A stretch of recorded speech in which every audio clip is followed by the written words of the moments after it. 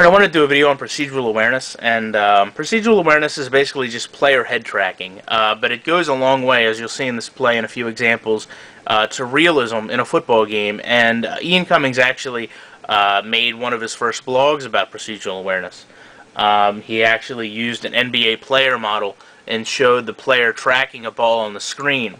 And he talked about how this would eliminate, passes being deflected by cornerbacks or linebackers that can't see the ball, and quarterbacks visually looking through a check down. In this example, you'll see a halfback visually looking as blocks get set up, looking at people who are going to engage with him to tackle him, and visually the level of realism this adds to a game. Again, I'll show it to you here in All Pro Football, and then we can compare it in Madden, and I'll post a link to Ian Cummings' blog where he shows the video and talks about all this player tracking that's going to be in Madden. So, essentially what we've got here is a run. You can see Joseph Adai, my created team here, and you can just watch his head movement here as he goes down the field, as he interacts visually with all these other players. You can see right here, he's going to pull a spin move off. He's going to look off to the left at the safety, Mark Smith, and then right before he gets tackled, he's going to look back again. And we're going to show this play from Mark Smith's angle, and you'll get a much better idea. Now that you've seen it from the offensive side, seeing it from the defensive side, you'll get a much better idea of what procedural awareness really brings visually to a game like this. So you can see Mark Smith here playing man coverage, looks in the backfield, and then looks back at Reggie Wayne. It's going to be a little difficult to follow this because the camera doesn't lock like it does on offense. But you can see a little bit of a chip there, and then you can see Mark Smith's helmet is geared directly toward Joseph Adai. Even as Adai moves up the field, you can see Smith's body and head movement follow him. And the important thing about this is it's not a canned animation. Their heads and necks are allowed to move freely. And you can go back in games like this play here and visually look, and here you'll see Adai look toward Mark Smith as we saw originally.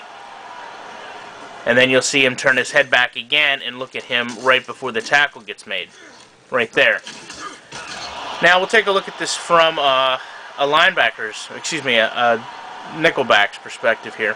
Number 25 should be over here somewhere. I believe he's actually probably... No, that's number 50.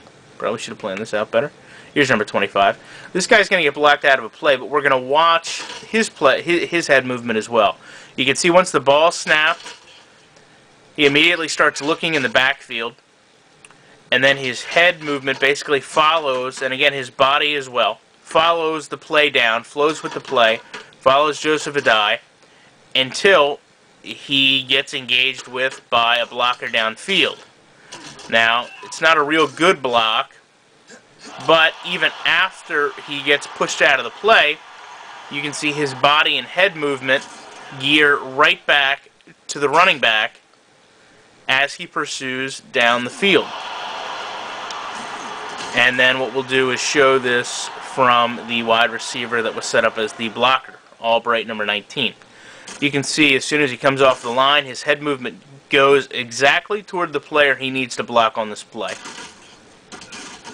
And then it stays on that player until the block is made. Once the block's made, you can see his head movement again starts to go toward Mark Smith, who again eventually makes the tackle, but then changes as he realizes he can't catch Mark Smith, changes and goes back to number 50. The linebacker that he's going to block out of this play. So a quick video, some examples of procedural awareness displayed here in All Pro Football 2K8.